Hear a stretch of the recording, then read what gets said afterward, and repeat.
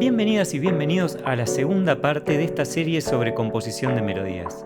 En la primera parte vimos las características generales de la melodía y le dedicamos especial atención al motivo. Si te la perdiste, voy a dejar el link por acá en la esquina y en la descripción. Y si ya la viste, déjame un comentario con este emoji, así sé que sos uno o una de los que vienen siguiendo la serie.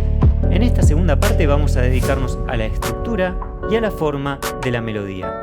Como en el video pasado, vamos a apoyarnos en ejemplos de diferentes estilos que nos sirvan para ilustrar todos los conceptos que vamos a tratar. Pero no quiero extenderme demasiado con introducciones, así que me presento. Mi nombre es Pedro, de Canopus, y de esta manera comenzamos. Estructura y forma son dos conceptos muy relacionados, que muchas veces se utilizan como sinónimos, pero yo haría una distinción entre ambos. Entendamos a la estructura como la manera en que se vinculan los sonidos, formando oposiciones y relaciones a lo largo de la melodía.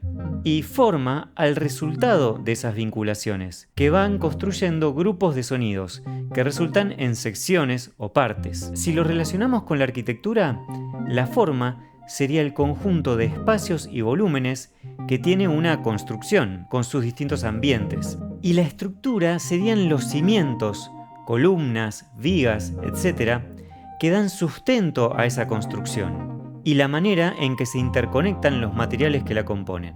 O también podemos relacionar estos conceptos con una historia. Una forma típica de una historia es la que se divide en principio, nudo y desenlace. Pero esa división surge de las relaciones de los personajes, sus acciones y circunstancias, y esos serían los elementos estructurales. Una melodía va a tener determinada forma, en la que podemos encontrar partes o secciones, y la estructura son todos los elementos musicales que la constituyen y hacen que podamos diferenciar esas partes. Pero, ¿cuáles son esos elementos estructurales? Veamos algunos de ellos.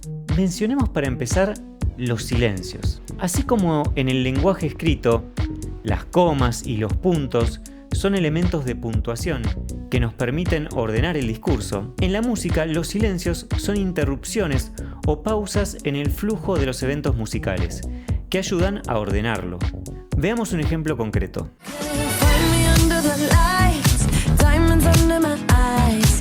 En la estrofa de Dance the Night de Dua Lipa, podemos ver que los primeros dos versos están seguidos de silencios que contribuyen a darle separación. Pero hay otro aspecto que interviene en la división de esas partes, y es la repetición. Si bien el perfil de los dos versos es diferente, el ritmo es exactamente el mismo, y cuando algo se repite se genera un efecto de reafirmación y convalidación. Que algo se repita implica que antes comenzó y terminó, y eso hace que se perciba como una estructura bastante independiente. Y la repetición juega un papel central en la separación de los versos que siguen a continuación. Si bien no ocurre un silencio entre estos dos versos, en el cuarto compás vuelve a repetirse la melodía exacta del segundo verso. Y este comienzo de algo ya conocido nos da a entender que lo que precedía terminó. Esta combinación de silencios y repeticiones nos permiten concluir que esta melodía tiene 4 partes, que incluso podemos agrupar en 2 más grandes, que son siempre concluidas por una misma estructura melódica.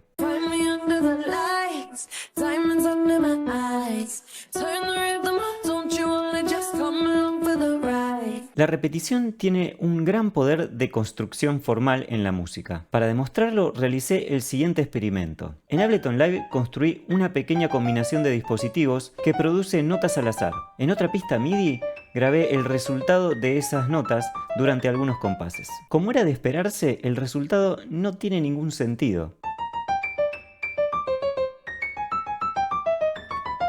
Pero con solo repetir lo que había en la primera mitad del primer compás, en la primera mitad del segundo, mágicamente se ordena el discurso, ya que no solo legitimamos esa primera parte mediante la repetición, sino que también le damos un marco temporal a lo que no se repite, y de repente algo que no tenía ningún sentido ahora parece tenerlo.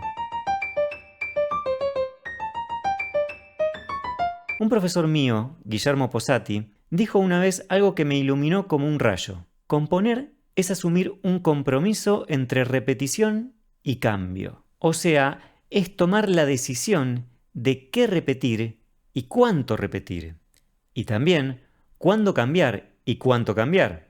Repetir demasiado hace que la música sea tonta y aburrida. Cambiar demasiado hace que sea inentendible o difícil de seguir.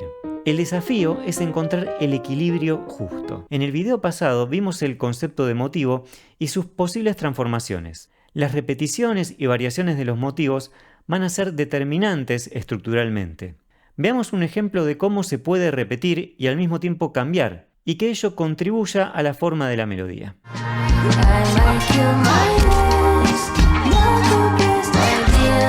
En Kill Bill de Essia, el estribillo comienza con este motivo. Hay 3 notas que ascienden por grado conjunto, luego un salto en el mismo sentido, ascendente, y luego un descenso por grado conjunto. En cuanto al ritmo, todas las notas duran medio tiempo, salvo la última, que dura un tiempo. A continuación aparece una variación de este motivo. El ritmo es exactamente el mismo, y el perfil está invertido. 3 notas por grado conjunto, pero ahora descendentes, salto también descendente, y una última nota que rompe el sentido, pero ahora ascendiendo. Esta primera variación es simple y clara. Las próximas, como suele suceder, son más complejas. Esta siguiente conserva el ritmo y el perfil del motivo original, salvo por el salto, que en vez de continuar el ascenso de las primeras 3 notas, rompe el sentido. La última nota es descendente como era originalmente. O sea, está combinando ascensos y descensos de los motivos anteriores. La siguiente es la variación más compleja.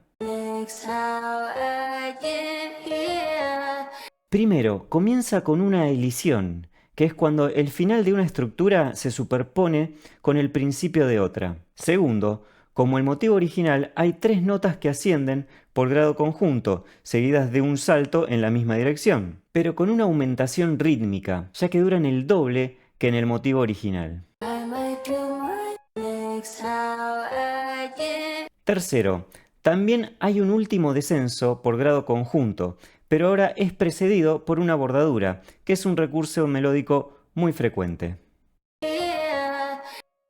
Entonces, podemos ver que toda la melodía surge de una misma idea, pero que se presenta siempre de maneras diferentes. Esto la hace coherente, con una personalidad muy marcada, pero al mismo tiempo rica y no redundante, balanceando la variación y la repetición. Pero además esto le proporciona forma. Se crean subdivisiones con cada nueva aparición del motivo en sus diferentes transformaciones. La armonía es otro aspecto determinante en la estructura. Normalmente, la melodía participa de alguna manera en la armonía de una pieza musical, a veces reafirmando los acordes que ocurren en otros instrumentos, otras veces expandiéndolos, y otras veces entrando en tensión o conflicto con dichos acordes. En el estribillo de Hentai, de Rosalía, tenemos un ejemplo donde ocurren las 3 cosas. En el primer compás, el piano hace un acorde de Fa mayor, mientras que la melodía usa las notas Fa, La, Do, Re y Fa, todas notas que forman parte del acorde, salvo Re, que es la sexta, por lo cual aquí la melodía complejiza el acorde expandiendo su color. En el segundo, tercer y cuarto compás, la melodía hace las notas Mi, Re y Do, respectivamente. Todas estas forman parte de los acordes que las acompañan: La mayor, Re menor y Do séptima.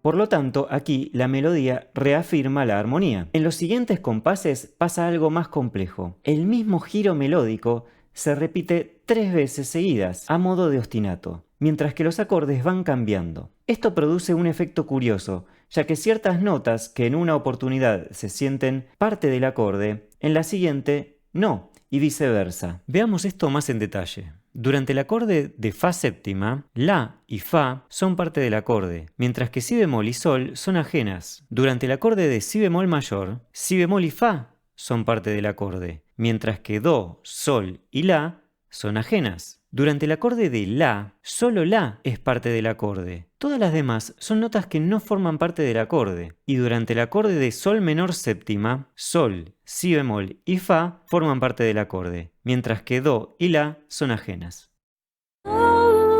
So good, so good, so good. La armonía muchas veces tiene la función de producir momentos de tensión y reposo. Dependiendo de la tonalidad, hay acordes que tienen la función tónica, que da una sensación de reposo, y acordes con función dominante, que son de tensión, y tienden a crear la expectativa hacia la resolución de la tensión y la vuelta al reposo. La mayor parte de las veces, los cambios en la armonía van a corresponderse con cambios en las notas de la melodía. En el Feliz Cumpleaños, el primer acorde es sol mayor, que es la tónica de la tonalidad de sol mayor. Es un acorde que suena a reposo. Lo sigue re séptima, el acorde dominante de la tonalidad, que es tensionante. Luego esto se invierte y va de re séptima a sol mayor. O sea que va de reposo a tensión y de tensión a reposo, sin necesidad de cambiar el perfil o el ritmo, solo moviendo un poco unas notas para que se ajusten al acorde de destino. Sería imposible en este video abordar la cuestión armónica en profundidad, pero estudiar armonía te va a ayudar mucho a la hora de hacer melodías. Hay otros recursos para lograr tensión y reposo, además de la armonía. El ritmo es uno de ellos. Y en cuanto al ritmo, también podríamos mencionar varias cosas, pero voy a mencionar un aspecto del que no se suele hablar tanto: la densidad rítmica, que es la cantidad de sonidos que ocurren en determinado tiempo. En general, a mayor densidad se genera mayor tensión, y a menor densidad, menor tensión. Por ejemplo, en el estribillo de Back Pocket de Wolfpack, durante los primeros dos compases pueden contarse 29 ataques.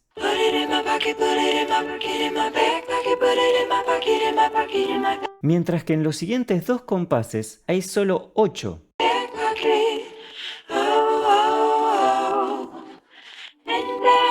Una clara caída en la densidad rítmica que produce una alternancia entre tensión y relajación. Y en los siguientes 4 compases ocurre algo similar, solo que va de 29 a 11.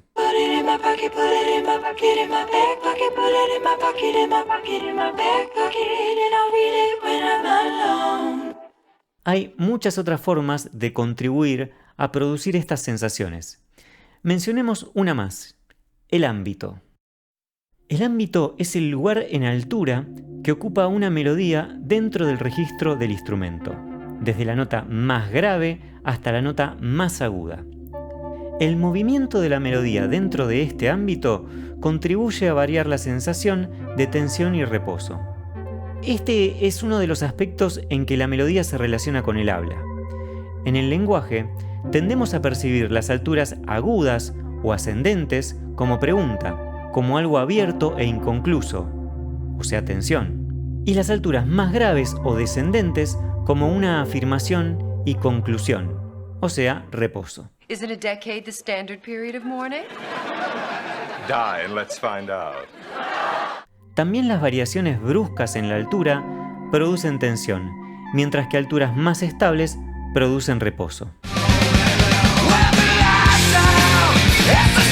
Un ejemplo musical de esto es la estrofa de Smells Like Teen Spirit de Nirvana. Los primeros dos compases usan notas más agudas y grandes saltos, mientras que los siguientes usan notas conjuntas que tienden a descender. El ámbito es también importante para determinar el clímax de una melodía. La nota más aguda de la melodía tiene mucha importancia en este aspecto, y muchas veces se la reserva para generar ese clímax, que suele llegar cerca del final de una melodía. Es como una película, donde la batalla más importante ocurre hacia el final. Más precisamente, suele ocurrir alrededor de los 3/4 de su duración. En el estribillo de Hyper Ballad de Björk ocurre esto mismo, ya que el extremo agudo se da cumplido los 3/4 de la melodía.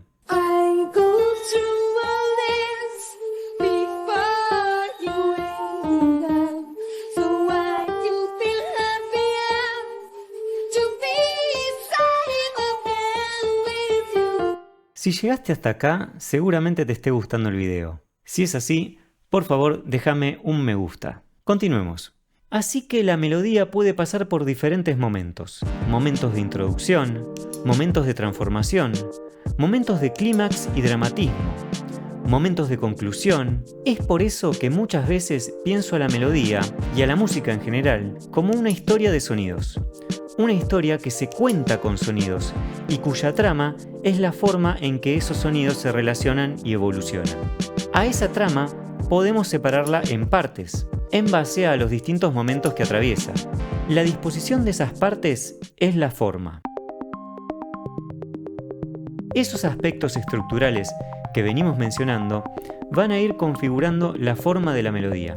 Puede haber melodías con formas muy variadas, pero hay algunas que son más frecuentes. Veamos una que es muy común y que es importante comprender para crear buenas melodías. Antecedente y consecuente, o muchas veces llamada pregunta y respuesta, por ser una relación entre dos momentos opuestos dentro de una melodía, pero que uno depende directamente del otro. Then why do you want to kill me? I don't want to kill you. What would I do without you? Esta idea binaria de dos polos opuestos nos es tan natural como respirar. Literalmente, la respiración está formada por los opuestos inspiración y expiración, y uno no puede existir sin el otro. También podemos ver esta oposición natural en el día y la noche, el verano y el invierno, arriba y abajo, y se refleja también en símbolos de muchas culturas, como el paraíso y el infierno o el yin-yang. Por lo tanto, no es de extrañar que también se refleje en la música. Algunas características que tienen estos momentos es que suelen estar caracterizados por gestos opuestos. Uno sube, otro baja. Uno genera tensión, otro la resuelve. Uno repite, otro varía, y etc. Pero también, como en el yin y en el yang, uno puede contener parte del otro. Son opuestos, pero esa oposición hace que se complementen entre sí. You complete me. Veamos algunos ejemplos. En Pequeña Música Nocturna de Mozart, el primer tema puede dividirse en dos partes muy similares.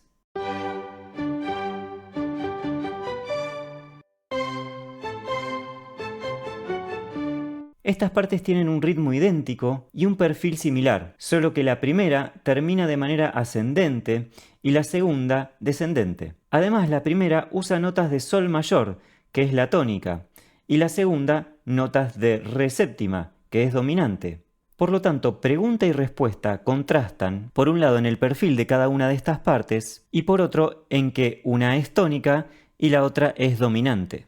Sometimes I feel so happy. En Pale Blue Eyes de The Velvet Underground, la melodía de los primeros dos versos son muy similares, salvo por el final. Sometimes I feel so happy.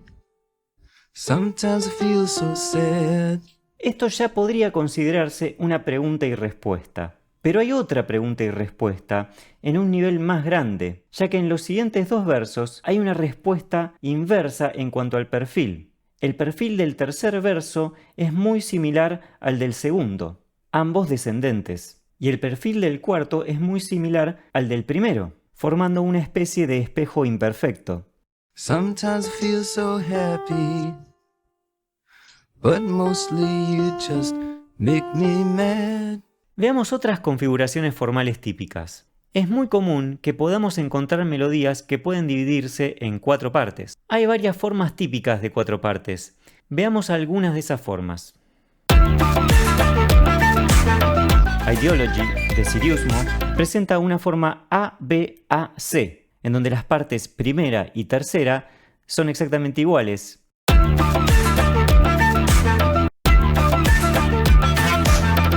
Y son siempre seguidas por partes diferentes.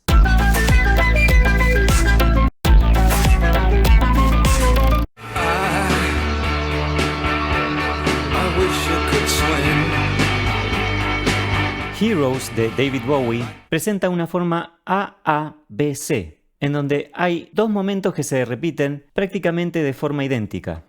I will be king, and you will be queen. Seguido por una parte diferente a la que llamamos B, Though nothing will drive them away, y otra parte también diferente a la que denominamos C. we can beat them just for one day. Muchas veces estas formas se dan de manera fractal o de mamushka, o sea, la misma forma se repite a varios niveles.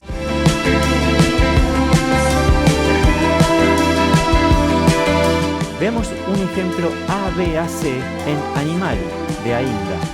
Tenemos un primer motivo que podríamos denominar A, seguido de un segundo motivo que podríamos denominar B. Luego se repite A y lo sigue un motivo diferente que podríamos denominar C. Pero este ABAC se repite en un nivel más grande, ya que podríamos llamar A todo esto.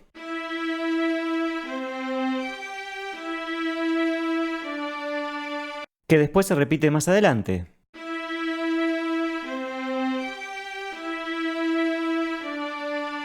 Y B a esta sección.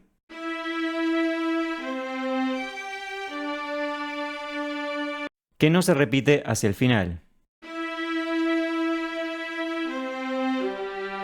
Y podríamos llamar C. Veamos una última configuración formal que es muy frecuente en la música bailable, en este caso de la mano de Daft Punk, en el tema One More Time. Veamos que tiene una forma A-A-A-B. Se repite 3 veces la misma estructura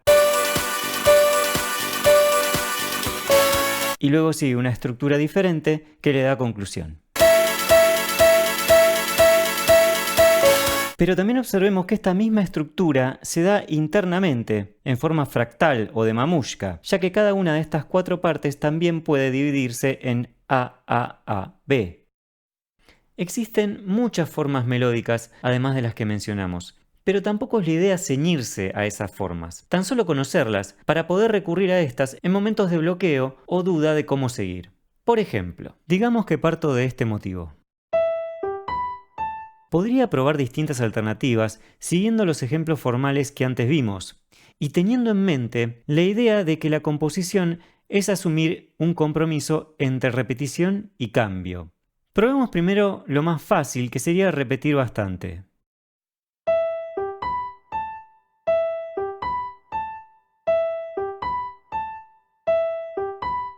Para este punto, ya siento la necesidad de cambiar.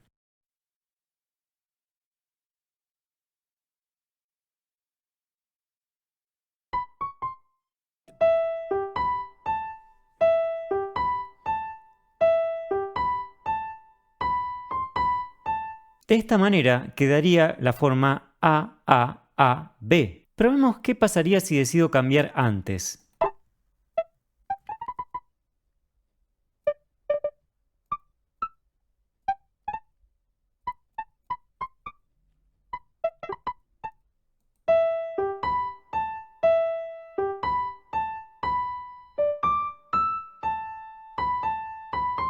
En esta variante, en el tercer compás, decidí ir hacia otro acorde y además llegar al extremo agudo de la melodía. También varié ligeramente el ritmo en el segundo compás sin que esto constituya ningún cambio formal. De esta manera quedaría la forma como A-A-B-C. Probemos una variante más. Esta vez voy a cambiar inmediatamente.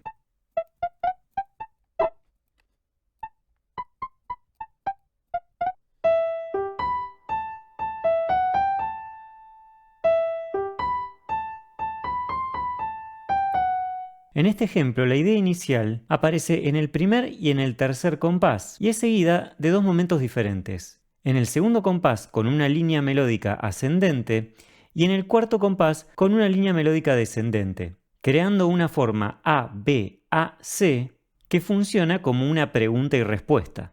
Quería mostrarles un ejemplo donde la forma no es del todo evidente en el track Qualia, que publiqué con el seudónimo Operador bajo el sello Café de Anatolia. La melodía principal la lleva un dulcimer, que es un instrumento oriental de cuerda percutida, y suena así.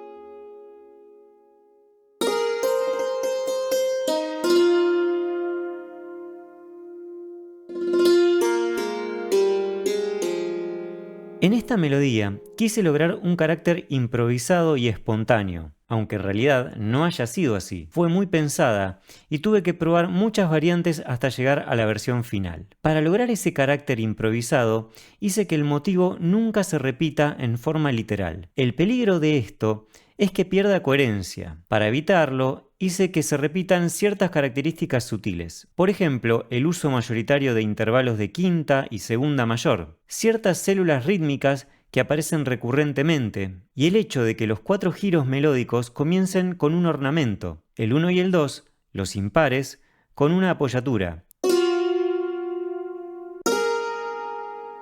y el 2 y el 4, los pares, con un trémolo en creyendo. Además, necesitaba que la melodía genere un arco narrativo. Para eso hice que cada una de sus mitades tenga una función. La primera, más introductoria, tiene un movimiento levemente ascendente y usa perfiles similares, en B.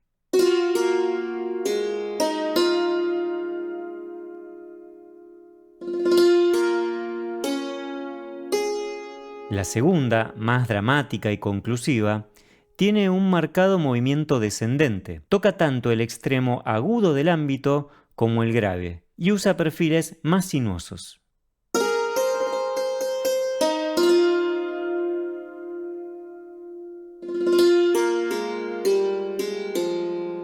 De esta manera logré una especie de pregunta y respuesta difusa, donde hay cierta consistencia temática, pero que no es obvia a primera vista. Hey everybody, it's closing time. You don't gotta go home, but you can't stay here. Ya es momento de ir cerrando este video. Los conceptos y ejemplos que presenté de ninguna manera pretenden abarcar todo lo que hay para decir sobre el tema. Espero poder desarrollarlo más en futuros videos. Solo quisiera agregar que, si bien todos estos recursos técnicos pueden ser de mucha ayuda, hay algo sumamente importante para hacer buenas melodías y casi cualquier otra cosa en la vida: la práctica y la constancia. Como ejemplo de esto, Beethoven, para escribir la melodía principal de su 9ª sinfonía, escribió 50 páginas de bocetos antes de llegar a la versión final. 50 páginas. En esta web podemos escuchar algunas de las versiones descartadas y ser un poco conscientes de todo lo que tuvo que probar y desechar. Para hacer una buena melodía hay que buscarla. A veces llega rápido, pero normalmente hay que explorar muchas alternativas hasta dar con la mejor versión. Y la práctica es un factor clave. Cuanto más melodías hagas, mejor te van a ir saliendo. Alguien dijo una vez a sus alumnos, perdón, pero la verdad que no me acuerdo quién fue: puedo enseñarles todo, salvo lo esencial, porque lo esencial, lo intransmisible, es la experiencia. Eso fue todo por este video. Por favor, no se olviden de dar like y suscribirse. También pueden seguirme en Instagram, donde subo otros contenidos y donde también me pueden escribir. Normalmente respondo todos los mensajes. Gracias por llegar hasta acá y nos vemos la próxima.